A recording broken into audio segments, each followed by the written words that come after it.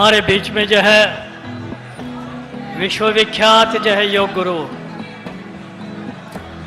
जो भारतीय संस्कृति के जो मूल तत्व हैं, योग और जो है आयुर्वेद, इस योग की जो पतंजलि महर्षि की बनाई जो योग की जो पूरी जो है वो किताबी है, दर्शन शास्त्री है, उस योग की बात को जो है पूरे विश्व में फैलाने वाले प्रसिद्ध महान गुरु, जो एक पर एक आइकॉन बने हुए, एक वॉइस बने हुए हैं, ऐसे गुरु हमारे बीच में आज पधारना हमारे लिए सौभाग्य की बात है। इनका स्वागत है। पूरी आर्य प्रतिनिधि सभा यहाँ की, इसके साथ ही सार्वदेशिक आर्य प्रतिनिधि सभा की ओर से भी हमने ये निर्णय किया था, आप लोग आवाज़ न करें, बैठ जाए सब लोग, आप लोग सब लोग बैठ जाए भाई, बैठ जाए, आवाज़ कोई न करे। तो सारे लोग जो है मुगल लोगों ने तय किया कि जो दक्षिण भारत में जो है एक राष्ट्रीय महासम्मेलन स्वामी दयानंद सरस्वती की 200 जयंती के संदर्भ में होना चाहिए। आप सब लोगों को मालूम है दक्षिण प्रसिद्ध क्यों है। आर्य समाज का एक बहुत बड़ा आंदोलन पूरे उत्तर भारत से जो है, दक्षिण भारत के साथ साथ उत्तर भारत से यहाँ पर दक्षिण देश में हम आए थे, हैदराबाद की ओर चल पड़े थे, दक्षिण की ओर चल पड़े थे। उस समय की परिस्थितियों से टक्कर लेने के लिए एक चैलेंज के रूप में स्वीकार किया था। उस चैलेंज को स्वीकार करके आर्य समाज ने अपने अस्तित्व को यहाँ पर कायम किया है। इसीलिए हमने तय किया कि दक्षिण के देशों में भी एक जो है राष्ट्रीय आर्य महासम्मेलन, तो हमने स्वामी रामदेव जी महाराज से जो है खास करके निवेदन किया था।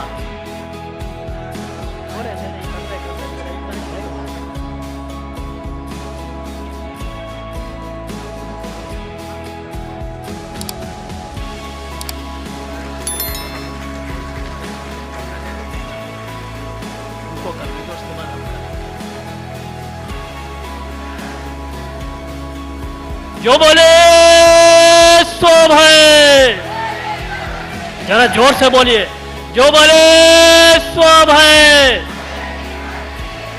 अब जो है आर्य समाज वालों के प्राथमिक कर्तव्य था, इसलिए ये करवा दिया हमने। अब जो सारे लोग मिलकर के, सारे लोग उठ करके खड़े होकर के सारे जो है 8 मंत्रों का पाठ करेंगे, ईश्वर स्तुति प्रार्थना के पूरे 8 मंत्र सामूहिक रूप से, आगे पीछे नहीं। कोई आ जाएंगे, कोई आ जाएंगे, 2 लोग आ जाएंगे, 2 लोग आ। ओ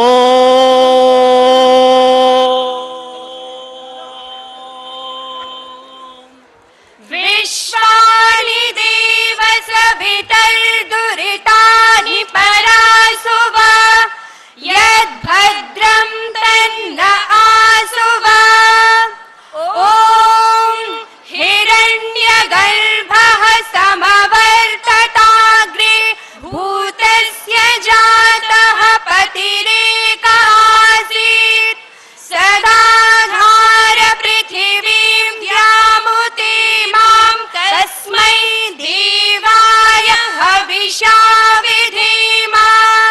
ॐ य आत्मदा बलदा यस्य विश्व उपासते प्रशिशं यस्य देवाः, यस्य छायामृतं यस्य मृत्युः तस्मै देवाय हविषा विधेम।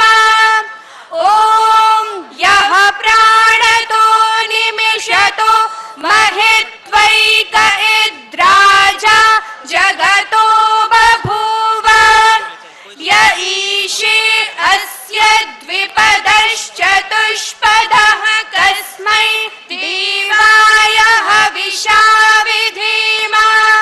ॐ येन द्यौरुग्रा पृथिवी च दृढा, येन स्वहस्तभितं येन नाकः, यो अन्तरिक्षे रजसो विमानः कस्मै देवाय हविषा विधेम। ॐ प्रजापतेन त्वनेतान्यन्यो विश्वा जातानि परिता बभूव, यत्कामास्ते जुहुमस्तन्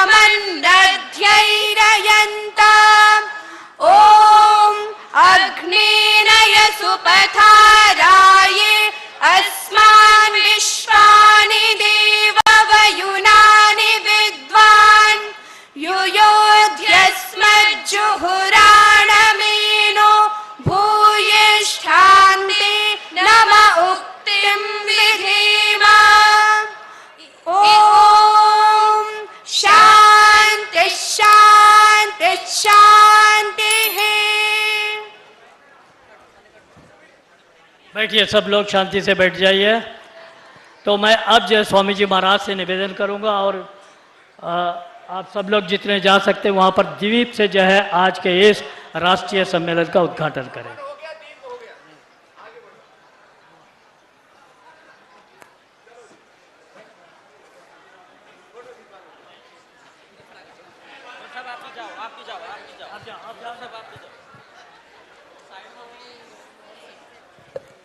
हमारे आज के मान्य अतिथि पूज्य स्वामी रामदेव जी महाराज, हमारी सार्वदेशिक के प्रधान पूज्य स्वामी आर्यवेश जी महाराज, सभा के मंत्री प्रोफेसर विठल राव जी, कोषाध्यक्ष पंडित महाप्रकाश त्यागी जी, पूज्य स्वामी प्रणवानंद सरस्वती जी महाराज, स्वामी ब्रह्मानंद जी, आचार्य उद्यन जी, हरिकिशन वेदालंकार जी, हमारी जो यहाँ प्रांतीय सभा के महामंत्री हैं वो भी उपस्थित हैं।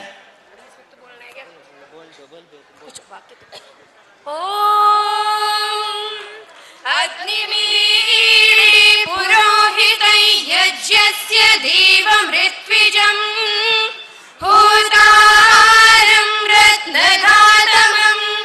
ॐ शान्ति शान्ति शान्तिः।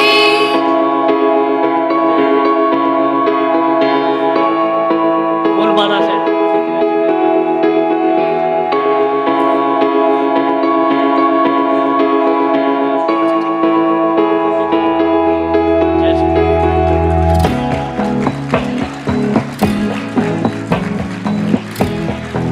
जैसा सम्मान है वैसी तालियां नहीं है वैसे।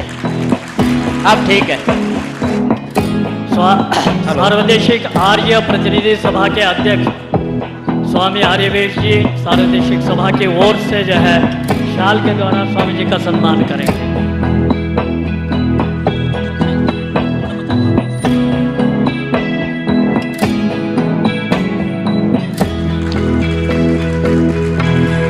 अब एक कैलाश कर्मठ जी तैयार है।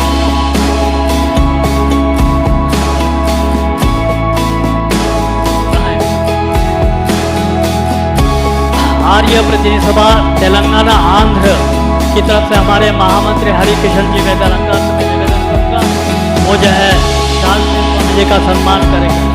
हरिकिशन जी, प्रोफेसर विठल राव जी भी और हरिकिशन जी भी दोनों सार्वदेशिक के प्रधान के मंत्री प्रोफेसर विठल राव जी और तेलंगाना सभा के मंत्री हरिकिशन शास्त्री जी। आर्य प्रतिनिधि सभा तेलंगाना आंध्र प्रदेश।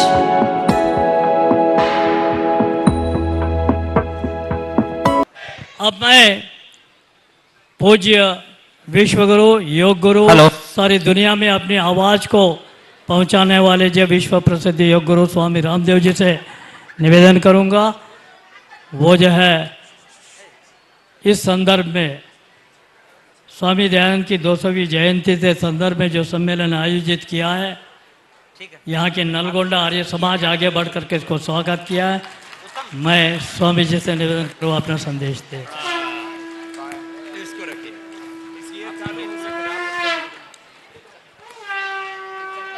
ये चला दो भाई, ये चला दो कायम।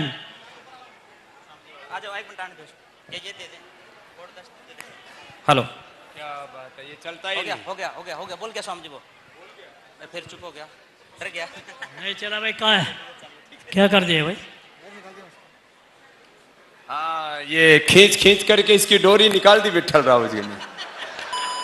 ओम ओम ओम। खींचाताड़ बहुत है दुनिया में, तो माइक के साथ भी हो गई। मेरे साथ दोनों हाथ उठा करके बोलेंगे, महर्षि देव दयानंद की, गुरुवर विरजानंद की, आर्य समाज, वेद की ज्योति, ओम का झंडा, बोले सो अभय, सत्य सनातन वैदिक धर्म की, मर्यादा पुरुषोत्तम सियावर रामचंद्र की, योगेश्वर श्री कृष्ण चंद्र की, भारत माता की, वेद माता की, धरती माता की। हम अपनी सुबह की शुरुआत माता भूमि ही पुत्रो हम पृथिव्याः, सुबह उठ करके सब प्रथम धरती माता को प्रणाम किया करें। यह वेद का हमारे जीवन का सबसे बड़ा सूत्र है। अभी थोड़ी देर के लिए सब शांत रहेंगे, और क्योंकि ये जो आयोजन किया है इसके लिए ये छोटा सा स्थान, और इस नलगोंडा में यह महर्षि देव दयानंद की 200वीं जयंती का ऐतिहासिक कार्यक्रम जो यहां आयोजित हुआ, इस पुरुषार्थ के लिए प्रथम तो सबका बहुत बहुत अभिनंदन होना चाहिए। जैसे हमारे श्रद्धेय पूज्य आर्यवेश जी महाराज जी कह रहे थे, 100 वर्ष पहले किन विपरीत परिस्थितियों में यहां पर महर्षि दयानंद के अनुयायियों ने यह संकल्प लिया कि महर्षि दयानंद के सपनों को साकार करने के लिए हमें एक आर्य समाज की ज्योत को यहां पर जला के रखना। आर्य समाज है क्या? आर्य समाज वह आर्य धर्म, वह वैदिक धर्म, वह सनातन धर्म, वह ऋषि ऋषिकाओं की पावनी परंपरा, जो हमारी मूल चेतना है, जो हमारी मूल प्रकृति है, जो हमारी मूल आत्मा है, वो आर्य समाज है। आर्य समाज को कुछ लोग केवल यहां तक यदि सीमित रखते हैं कि आर्य समाज में तो मात्र खंडन मंडन होता है, यहां आर्य समाज का मात्र 1% पक्ष है कि ढोंग आडंबर अंधविश्वास पाखंड से दूर रहो, सत्य की राह पर चलो, वेदों की राह पर चलो, ऋषि ऋषिकाओं के पथ पर चलो, जो जीवन के सनातन शाश्वत मूल्य हैं उनका अवगमन करो। जीवन में किसी भी प्रकार का आडंबर नहीं होना चाहिए। भगवान के नाम पर आडंबर, धर्म के नाम पर आडंबर, राजनीति के नाम पर पाखंड, बहुत तरह के पाखंड हैं। उन सब पाखंडों से दूर रह करके हम सत्य की राह पर चले। महर्षि दयानंद को सत्य शब्द बहुत प्रिय था, इसलिए महर्षि दयानंद ने अपने जीवन के सारे सत्य निष्कर्षों को एक महाग्रंथ में यदि समाहित किया, उसका नाम सत्यार्थ प्रकाश है। इसलिए सत्यार्थ प्रकाश में जीवन का सत्य क्या है, धर्म का सत्य क्या, अध्यात्म का सत्य क्या है, जीवन का पारिवारिक, सामाजिक, राजनीतिक सत्य क्या, राज धर्म से लेकर के वेद धर्म और सारे सनातन धर्म के सत्यों का समावेश हो सत्यार्थ प्रकाश में। आज मैं यदि आपके सामने खड़ा हूं तो मैंने जब मैं 7-8 वर्ष का था तब महर्षि दयानंद का सत्यार्थ प्रकाश पढ़ा था, और आज जो कुछ बना हो सत्यार्थ प्रकाश और महर्षि दयानंद की कृपा से बना हो। सत्यार्थ प्रकाश मात्र एक किताब नहीं है, ग्रंथ नहीं है, वह हमारे सारे सनातन सत्यों का समावेश स्वरूप। आज यहां पर हम इसलिए आए हैं कि महर्षि दयानंद को प्रथम तो कृतज्ञता पूर्वक स्मरण करें। जैसे हमारे विठल राव जी कह रहे थे, प्रथम तो इनको भी जीवन दान मिला है, बीच में तो इनकी हृदय की धमनियां लगभग बंद सी हो गई थी, गाड़ी में डाल करके लेके जा रहे थे। पूज्य स्वामी आर्यवेश जी का फोन आया, क्या करें? मैंने कहा नहीं, अभी ऋषि दयानंद का बहुत काम करना बाकी है, इसे ही बच करके हमारे सामने बैठे। हाँ, ये सत्य बात है। बहुत सीवियर हार्ट अटैक हुआ, लेकिन प्रभु कृपा से, महर्षि दयानंद के अनुग्रह से उनके सपनों को पूरा करने के लिए अभी सबको पुरुषार्थ करना है। महर्षि दयानंद का एक एक शिष्य, हम महर्षि दयानंद के अनुगामी हैं। हमारे मूल गुरु महर्षि दयानंद है, बाद में हमारे शिक्षा गुरु, दीक्षा गुरु और अलग अलग प्रकार की जो जिनों से हमें सीख मिलती है जीवन में, वो हमारी शिक्षा दीक्षा की अलग अलग स्रोत हो सकते हैं, लेकिन हमारे मूल गुरु कौन है? महर्षि देव दयानंद। और इसके पीछे एक बहुत बड़ा कारण है। कुछ महापुरुषों ने केवल धर्म के बारे में चिंतन किया, कुछ महापुरुषों ने केवल जीवन के जो भौतिक सत्य हैं, जो राजनीतिक सत्य हैं, सामाजिक जो सरोकार हैं, अलग अलग संदर्भों में अलग अलग महापुरुषों ने चिंतन किया। किसी ने समाज सुधार किया, किसी ने अलग अलग प्रकार से राष्ट्र का उद्धार किया। उन सब महापुरुषों को प्रणाम है, हम सब महापुरुषों के प्रति श्रद्धा और कृतज्ञता रखते हैं। लेकिन जीवन और जगत के, और केवल भारत के नहीं, पूरे वैश्विक सत्यों को एक साथ समग्रता से किसी महापुरुष ने जिया, उसका नाम महर्षि दयानंद सरस्वती है। वैयक्तिक जीवन, पारिवारिक जीवन, सामाजिक जीवन, हमारा राजनीतिक जीवन, आध्यात्मिक जीवन, सब प्रकार का हमारा जीवन किस प्रकार से प्रामाणिक रहे, सत्यनिष्ठ रहे, धर्मनिष्ठ रहे, और उसके लिए राष्ट्र धर्म सर्वोपरि से लेकर के, वेद धर्म सर्वोपरि से लेकर के, और कृवंतो विश्व मार्यम का वेदों का उद्घोष, उसको अपने सन्मुख रख करके जो महर्षि दयानंद ने पुरुषार्थ किया, उसके लिए आप बहुत भजन भी यहां पर आर्य समाज में सुनते हैं। उन्हीं भजनों को सुन सुन करके हम भी बड़े हुए हैं। और एक संकल्प है कि यह अब वेद धर्म, अब ये युग धर्म के रूप में पूरी दुनिया में प्रतिष्ठापित है और पूरी दुनिया वेदों के रास्ते पर चले। जैसे महर्षि दयानंद कहते थे, चलो लौटें वेदों की ओर। वेद ईश्वरीय ज्ञान है, वो इस सृष्टि के जो सनातन शाश्वत सत्य हैं, उनके समग्र रूप से उनके उद्घोषणा के मूल स्रोत वेदों की ओर लौटे और वेदों के अनुरूप अपने जीवन को जिए। हमें महर्षि दयानंद और आर्य समाज को जीना है।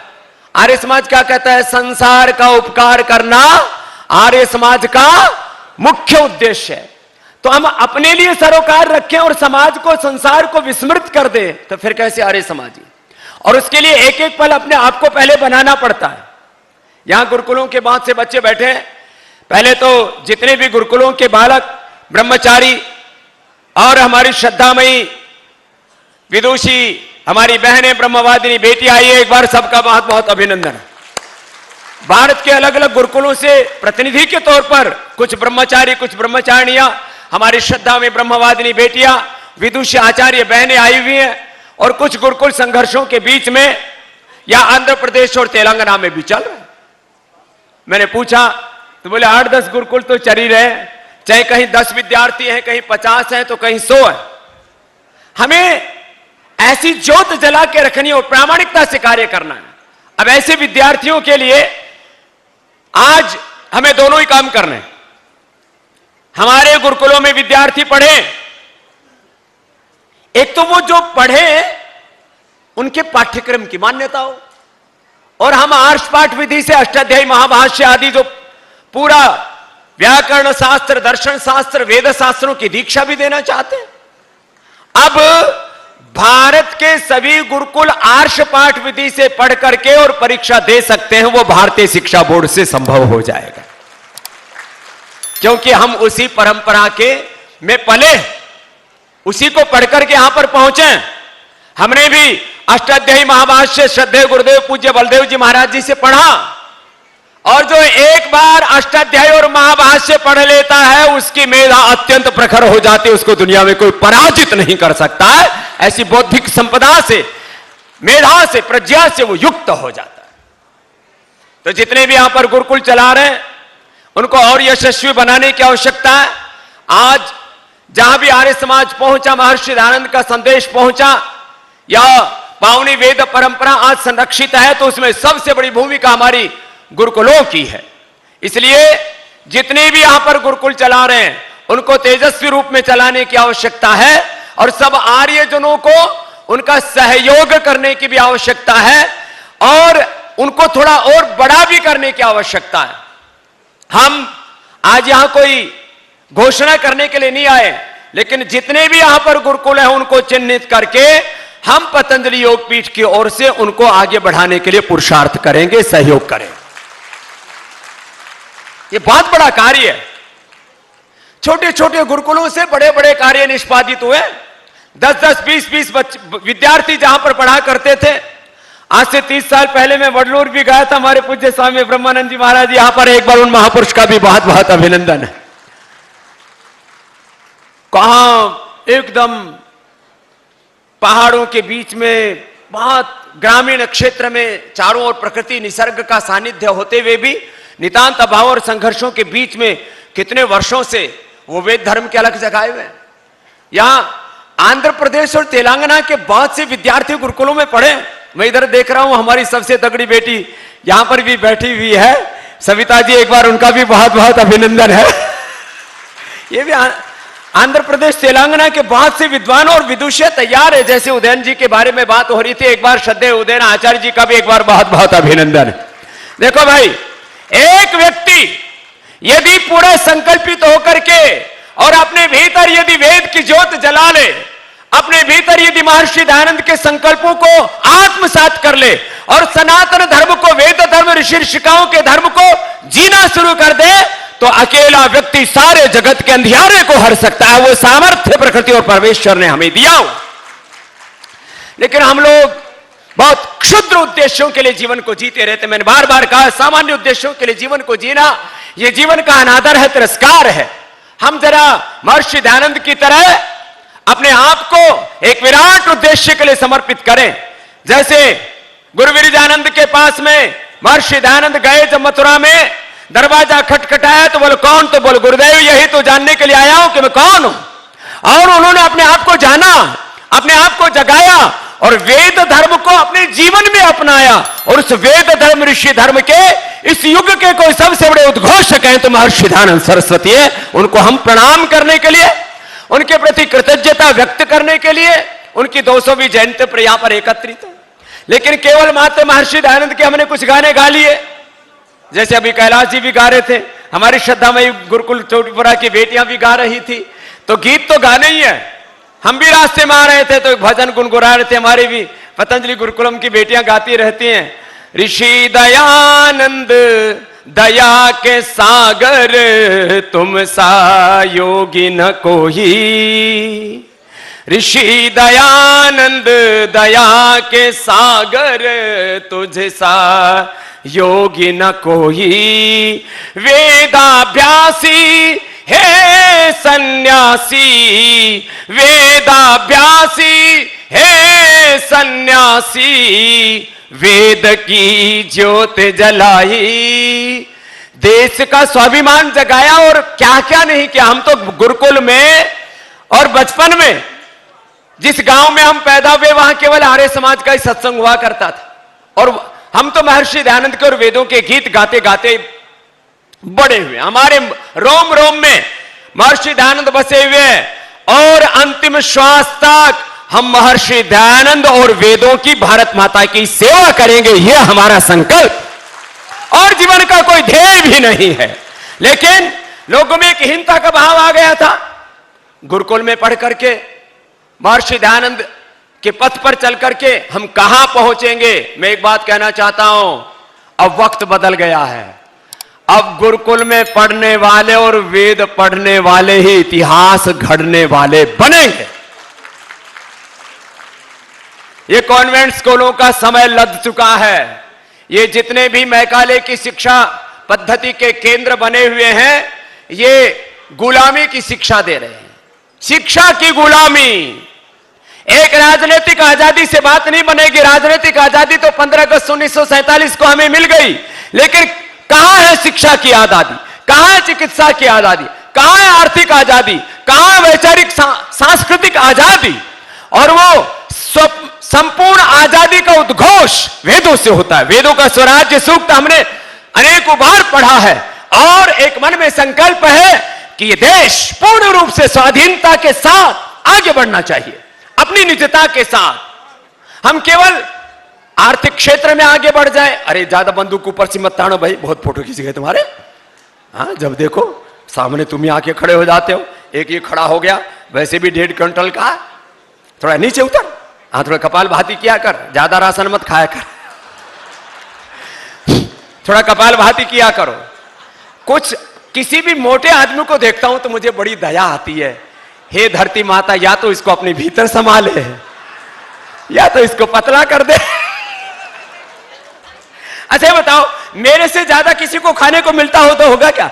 मैं जब से बेंगलोर से चला हूं तब से लोग मेरे सामने थालियां लेकर के जैसे आरती उतार रहे हो ऐसे, बाबा कुछ तो खा लो।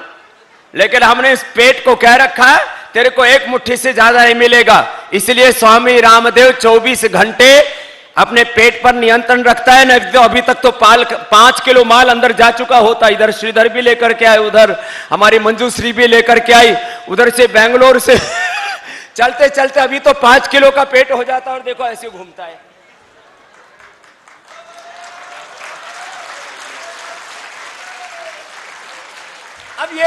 अब ये पेट घुमाने के साथ साथ हमको दुनिया भी घुमानी है और उसके लिए अपने आप को शरीर से समर्थ बनाना है। किससे समर्थ बनाना है बोलो? शरीर से समर्थ बनाओ। सुबह उठ करके पसीना बहाओ। जो 50-60 साल की उम्र तक के हैं, अब आगे के नियम बताता हूं। मैं सन्यास धर्म का निर्वाहक, मैं सनातन धर्म का प्रतिनिधित्व करता हूं। मैं महर्षि दयानंद के परंपराओं का पैरोकार हूं। एक बात याद रखना, मैंने हमेशा इस बात को कहा है, मैं एकमात्र व्यक्ति नहीं हूं। मैं वेद परंपरा का, ऋषि ऋषिकाओं की पावनी परंपरा का प्रतिनिधियों प्रतिरूप हूं।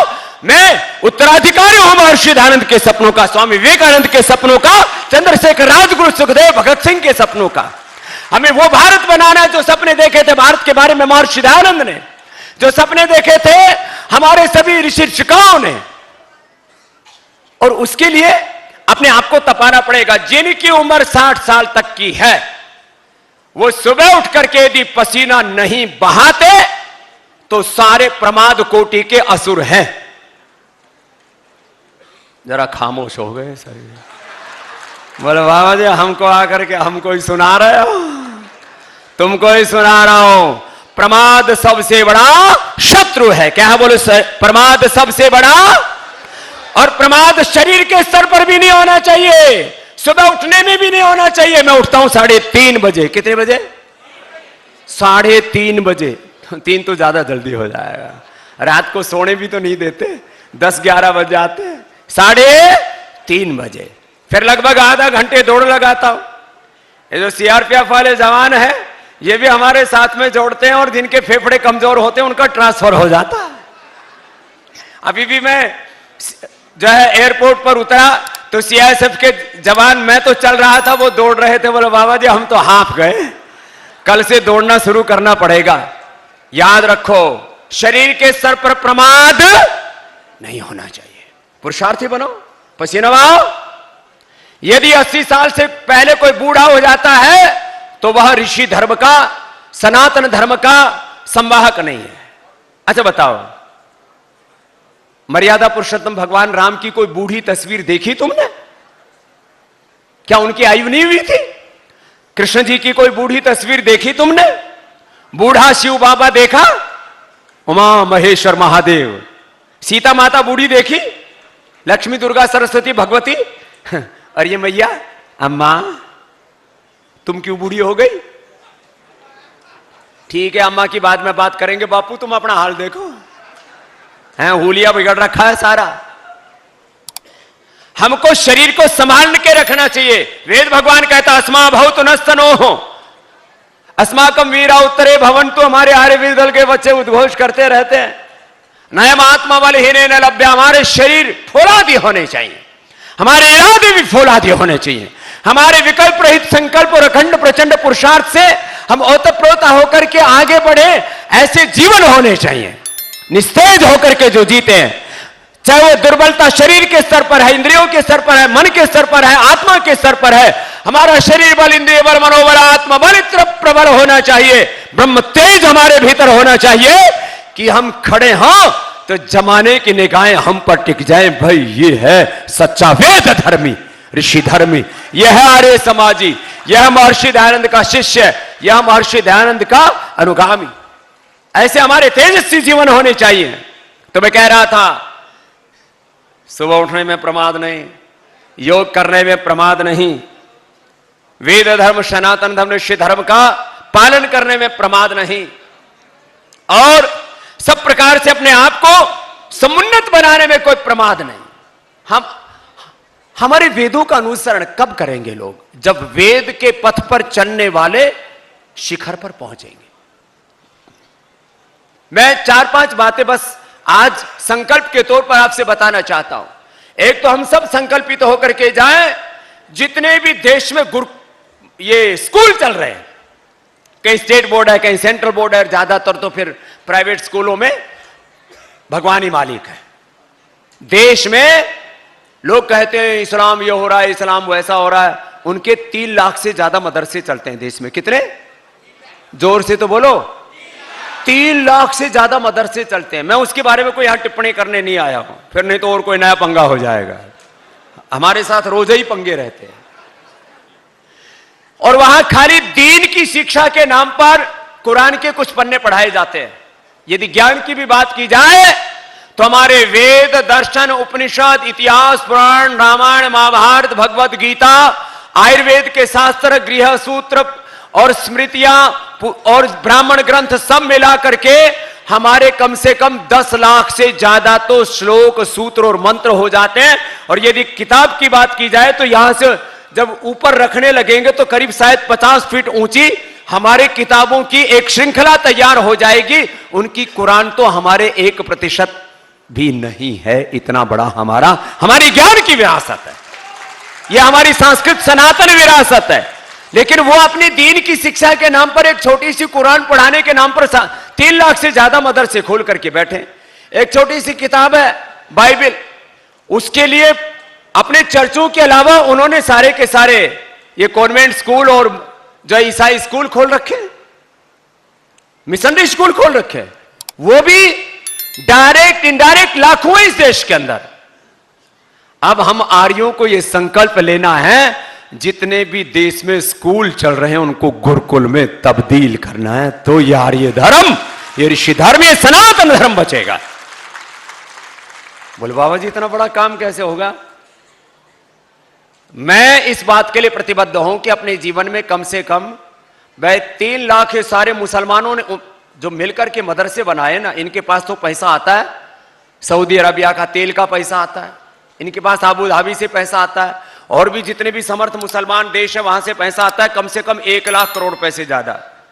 तो भाई मुझे मुसलमान तो पैसे देंगे नहीं, ईसाई तो पैसे देंगे नहीं, और हिंदुस्तान में दिया तो है लोगों ने, लेकिन वो तो 100, 200, 500, 1000 करोड़ में पूरे हो लेते। आज तक हिंदुस्तान के किसी एक भी अरबपति आदमी ने कोई सनातन धर्म के लिए कोई 100 करोड़ भी दान नहीं दिया। इतने महादरिद्र है ये अडानी, ये अंबानी, ये टाटा, ये बिरला। इसीलिए तो हमने पतंजलि बनाया। हमारा उद्देश्य व्यापार करना नहीं, लेकिन हमारा उद्देश्य परोपकार करना जरूर है। और इन कार्यों के लिए कम से कम 1 लाख करोड़ रुपए से ज्यादा तो गुरुकुलों के लिए ही चाहिए, शिक्षा के लिए ही चाहिए। गवर्नमेंट तो 1 चवन्नी देगी नहीं, वो तो कहेंगे आप अपने गुरुकुल चला रहे हो, अपने चलाओ। धन्यवाद। कम से कम इस समय जो केंद्र में सरकार है, उन्होंने आजादी का जब 75वां वर्ष अमृत महोत्सव देश मना रहा था, तो शिक्षा की गुलामी से मुक्ति के लिए भारतीय शिक्षा बोर्ड को मान्यता दे दी। वही बहुत बड़ी बात है। बाकी काम तो हम कर देंगे। ऋषि दयानंद के शिष्य हैं, ऐसे कमजोर इरादों के साथ में नहीं जीते। तो बोले बाबा ये लाखों करोड़ रुपए कहां से आएगा? तो ये लाखों करोड़ रुपए लाने का भी हमने इंतजाम कर दिया है। अभी तो एक लिस्टेड कंपनी बनाई है, आने वाले समय में 4-5 लिस्टेड कंपनियां होंगी, और कम से कम आने वाले 5-10 वर्षों में 5-10 लाख करोड़ रुपए का ये परमार्थ मूलक अर्थ का साम्राज्य होगा भारत माता की, वेद माता की सेवा के लिए। ये ऐसे काम करने पड़ेंगे, बड़ा इरादा रखना पड़ेगा। जिसका जो सामर्थ्य अपने सामर्थ्य से करे। अरे हमारे पास क्या सामर्थ्य था? तो गुरुकुल में थे तब भिक्षा मांग करके 40 विद्यार्थियों का भोजन में खुद लाया करता था, गुरुकुल कांगड़ी हो या गुरुकुल कालवा। हमने 40-40 विद्यार्थियों के लिए, उससे ज्यादा विद्यार्थी हमारे यहां होते नहीं थे, अपने हाथों से भिक्षा मांगी है। और अभी भी इरादे बहुत बड़े हैं। और जो हमने वेद का मंत्र पढ़ा, इंद्रमर्दंतो अत्र क्रमंतो विश्वमार्यम अपगलंतो अरावणः, यह मात्र हमारे लिए एक भाषण नहीं, हमारे जीवन का संकल्प है। और इस संकल्प को हम सिद्धि तक पहुंचाएंगे और पूरी दुनिया में आर्य धर्म की ध्वजा फहराएंगे। झंडा ऊंचा रहे हमारा विजयी विश्व तिरंगा प्यारा के साथ। हम गुरुकुल में पढ़ते थे तब, आई फौज दयानंद वाली व्यवस्था कर दो खाली। मैंने कहा भैया फौज तो कहीं दिखाई ना रही, तो कहां गई वो फौज? अब ये दोबारा से नए संकल्पों के साथ, नए स्वाभिमान के साथ, नव गौरव के साथ हमें आर्यजनों का एक नया शौर्य चाहिए। और उसके लिए एक एक व्यक्ति को प्रतिबद्ध होना पड़ेगा। और कुछ लोगों को अपना संपूर्ण जीवन, जैसे यहां पर मंच पर कितने महापुरुष हैं जिन्होंने अपना पूरा जीवन धर्म के लिए, सनातन धर्म के लिए, वेद धर्म, ऋषि धर्म के लिए, आर्य समाज के लिए समर्पित किया। एक बार जोरदार अभिनंदन है। ये छोटा कार्य नहीं होता है। किसी महान उद्देश्य के लिए अपने जीवन को समाहित कर देना, छोटे छोटे सुखों के लिए अपने जीवनों की आहुतियां या उनको जीवनों को हम तबाह करते रहते हैं। महान उद्देश्यों को अपने सामने रखें। और इसलिए मैं कहा था, भोर मूर्ति ही माता भूमि पुत्रो हम पृथिव्या, मैं धरती माता की संतान हूं। और मेरा यह संकल्प है कि मैं इस पूरी धरती माता पर वेद माता का उद्घोष गुंजायमान करूंगा। उसके लिए एक गुरुकुलों की संकल्प की मैंने बात की। ये गुरुकुल लाखों की संख्या में होने चाहिए। मैं आपसे पूछता हूं, हमें सच्चा इतिहास पढ़ना चाहिए कि झूठा इतिहास? अरे जोर से तो बोलो, क्योंकि यहां पर जितने भी आर्य समाज के हमारे कार्यकर्ता आए हुए हैं, महर्षि दयानंद के अनुयायी आए हुए, जितने भी पतंजलि के हमारे कार्यकर्ता भाई बहन आए हुए हैं, वो सब कम से कम इतनी हिंदी तो जानते ही हैं।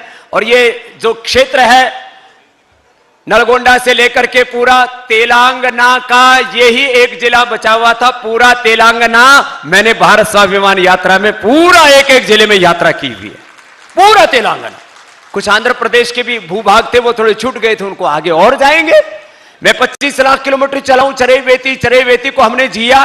तो मैं आपसे एक संकल्प कहता हूं, देश में इस समय जो स्कूलों में बच्चों को इतिहास पढ़ाया जा रहा है, उसमें ग्रेट ब्रिटेन और ग्रेट अकबर, जो अकबर से लेकर के, बाबर से लेकर के, मैंने तो अभी 2-3 दिन पहले एक कार्यक्रम था एक टीवी का, मैंने कहा था जो अपने आप को बाबर के और औरंगजेब के वंशधर मानते हैं वो इस देश के सच्चे नागरिक हो ही नहीं सकते।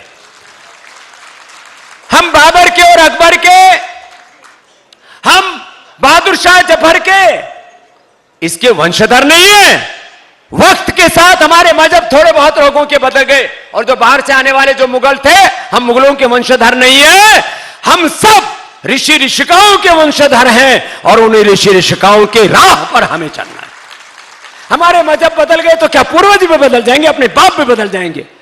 एक मेरे से बोला, जी वो ओवैसी तो रामकृष्ण को मानता ही नहीं। मैंने कहा वो अपने बाप को भी ना माने तो क्या उसका बाप नहीं होगा क्या? ओवैसी के भी बाप महर्षि दयानंद है, राम और कृष्ण हैं, उनके भी पूर्वज ऋषि ऋषिकाएं ही हैं। हम सब ऋषि ऋषिकाओं की संतानें हैं। अब इसको कोई हेडलाइन बनाए तो बनाया, मेरे को क्या दिक्कत है? अब हम कोई हेडलाइन बनाने के लिए ये चीजें नहीं बोलते, लेकिन ये बात सच है कि नहीं? हम सबके पूर्वज ऋषि ऋषिकाएं हैं कि नहीं? बोलो। हम सब रामकृष्ण की संतानें हैं कि नहीं? बोलो। तो भाई रामकृष्ण की संतानें, वक्त के साथ मजहब कुछ लोगों ने मजबूरी में बदल दिए, किसी को दबाव डाल करके बदला दिया, किसी को लालच में बदलवा दिया। हमारे मजहब बदल सकते हैं लेकिन पूर्वज नहीं बदल सकते। अरे मेरी जय ऋषि दयानंद की जय जयकार कर लो, उतना ही बहुत है। अब कुछ हमारे चेले भी बड़े जोरदार है, ये दिल्ली से आया हूं मुझे पता है। तो सुनो, बात सुनो। एक काम तो गुरुकुलों का करना पड़ेगा। दूसरा, अपने जीवन में, वैयक्तिक जीवन में हमें आर्योचित धर्म का निर्माण करना पड़ेगा। हम लोग ऐसी एक निस्तेज सा, आक्रमण्य सा, रोगों से, दुखों से, दरिद्रताओं से, निराशाओं से, कुंठाओं से घिरे हुए जीवन को जीते रहते हैं। मैं भी एक अनपढ़ मां बाप के घर में पैदा हुआ हूं। 8वीं कक्षा तक सामान्य गवर्नमेंट स्कूल में पढ़ा हूं और उसके बाद गुरुकुल में पढ़ा हूं, नितांत अभाव, संघर्षों, चुनौतियों के बीच में। और वहां से पढ़ करके मेरे भीतर एक संकल्प जगा कि मुझे इस जीवन को संसार के सामान्य भौतिक सुख समृद्धियों के लिए नहीं जीना, भोग विलासिता के लिए जीवन को नहीं जीना, मुझे ऋषि दयानंद का शिष्य होकर के जीना है, वेदों का अनुगामी होकर के जीना। तो ऐसे ही सत्य सनातन वैदिक धर्म को जीवन में आत्मसात करें। और जहां पर भी जिस क्षेत्र में आप काम कर रहे हैं, हेल्थ में, एजुकेशन में, रिसर्च में, एग्रीकल्चर में, इंडस्ट्री में, चाहे राजनीति में, समाज जीवन के किसी भी क्षेत्र में है, तो हमारे भीतर जो ऋषित्व का भाव है, देवत्व का भाव है, वो इतना गहरा होना चाहिए कि प्रतिपल ये हमारी अनुभूति होनी चाहिए, जो मैं हर रोज भोर में कहता हूं, हमारा जीवन कैसा हो, हमारे पूर्वजों जैसा हो। मैं राम का, कृष्ण का, हनुमान का, शिव का, लक्ष्मी, दुर्गा, सरस्वती, भगवती, जगदम्बा का मैं साक्षात विग्रह हूं। मैं ऋषि दयानंद का विग्रह हूं, उनका मूर्त रूप, उनका प्रतिरूप, उनका प्रतिनिधि हूं, उनका उत्तराधिकारी हूं। और इस संकल्प के साथ जो मेरा उत्तरदायित्व है उसका मुझे निर्वहन करना है और उसमें अपने पूरे जीवन को दबा के रखना है। 18-18, 20-20 घंटे अखंड प्रचंड पुरुषार्थ करना है, यह हमारा संकल्प होना चाहिए। तो ये शिक्षा की गुलामी, चिकित्सा की गुलामी, गोली खाए जा रहे हैं। आजकल बड़ा बखेड़ा हो रखा, बोले सुप्रीम कोर्ट ने स्वामी रामदेव को फटकारा। अब मैं ज्यादा कुछ बोलूंगा तो और बखेड़ा हो जाएगा। इस देश में गुलामी के वक्त के बने हुए गुलामी के कानून अभी भी बदस्तूर चल रहे हैं। 1940 में कानून बना दिया, बोले बीपी, ये शुगर, ये मोटापा, ये बांझपन, ये तमाम तरह की जो यहां तक कि कफ, कोल्ड, ये ठीक नहीं होते। 54 बीमारियों की लिस्ट डाल रखी है कि बीमारियां कोई ठीक नहीं, तो क्योंकि एलोपैथी वालों के पास में उसके लिए कोई समाधान नहीं था।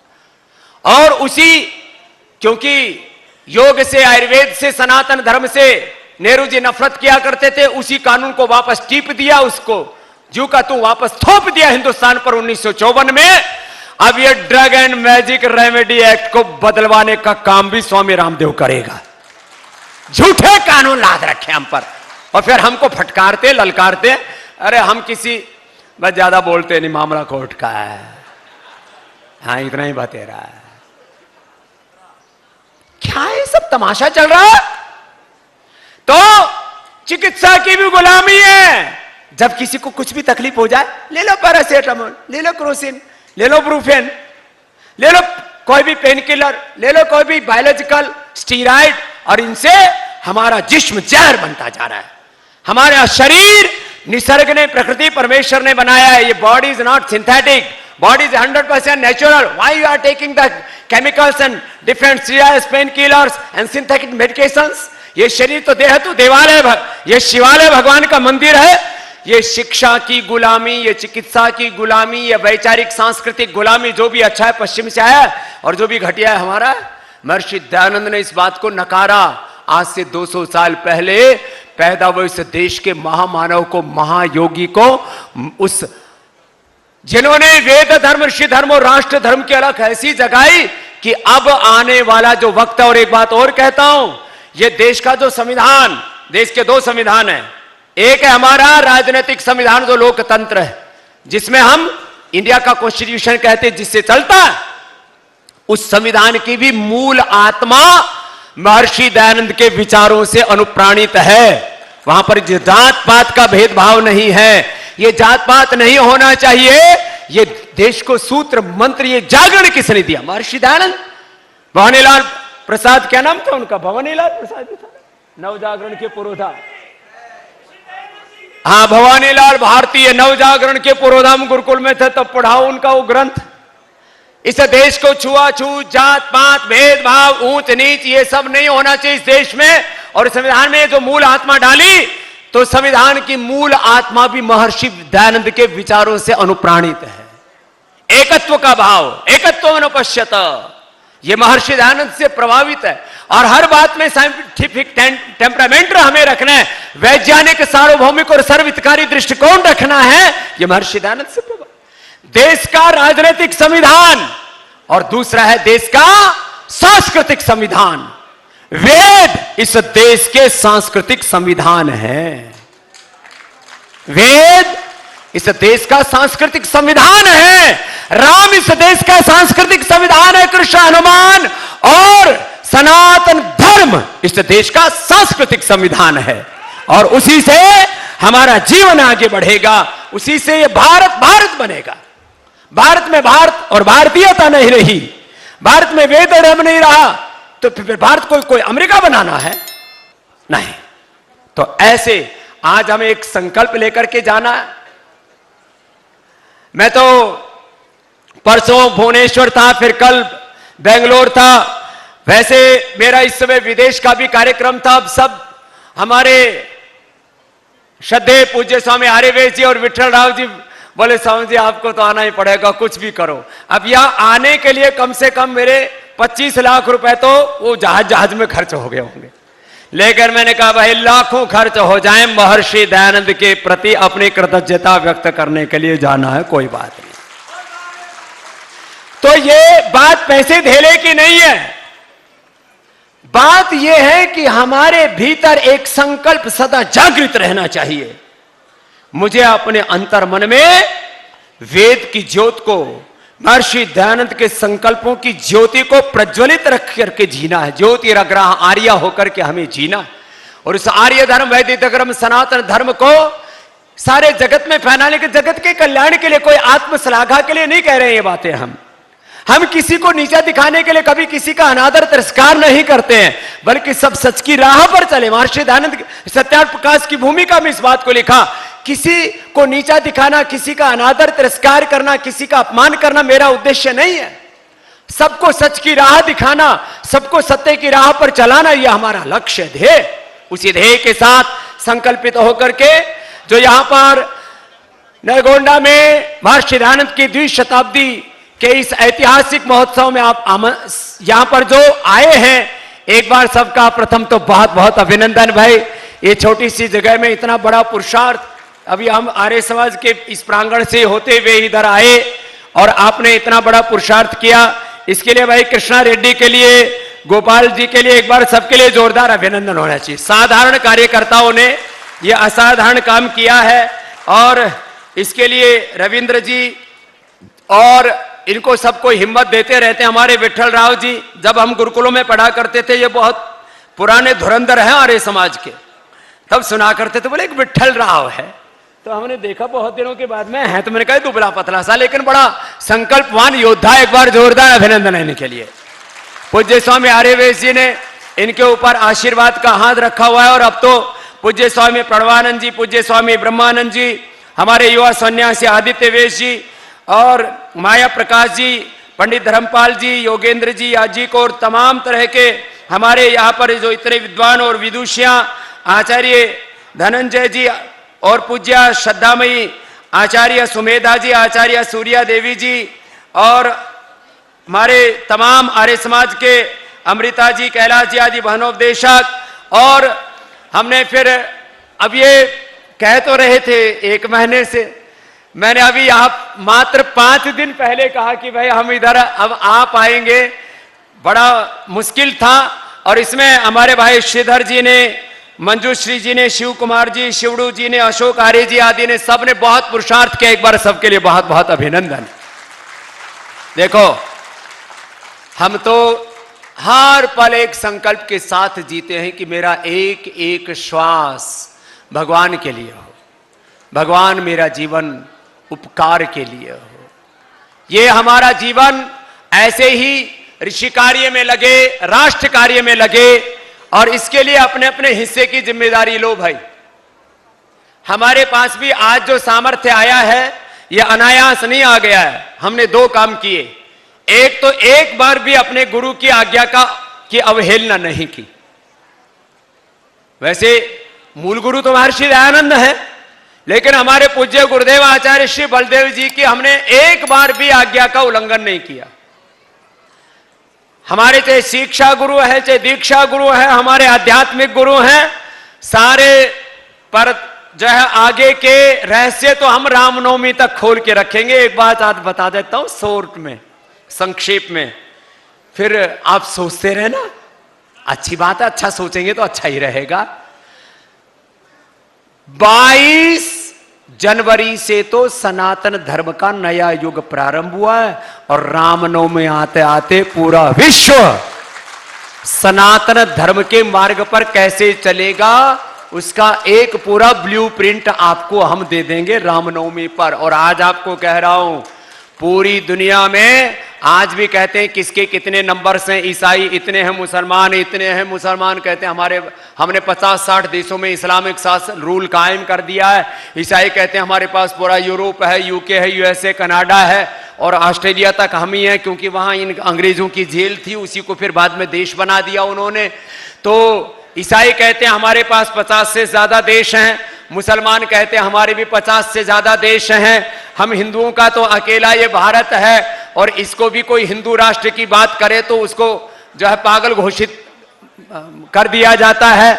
लेकिन मैं इतनी बात जरूर कहता हूं, भारत में राम राज्य जरूर आएगा, बाकी और बात, और वो आएगा हमारे कर्म से, हमारे आचरण से। भारत स्वभाव से एक आर्य राष्ट्र है। क्या है? स्वभाव से एक आर्य राष्ट्र है। अब इसकी खोजबीन करते रहना, कुछ पढ़ाई करनी पड़ेगी। भारत स्वभाव से एक आध्यात्मिक राष्ट्र है और यहां पर राम राज्य ये इसकी मूल प्रकृति और मूल संस्कृति है। इसको कोई कैसे डिनाई कर सकता है?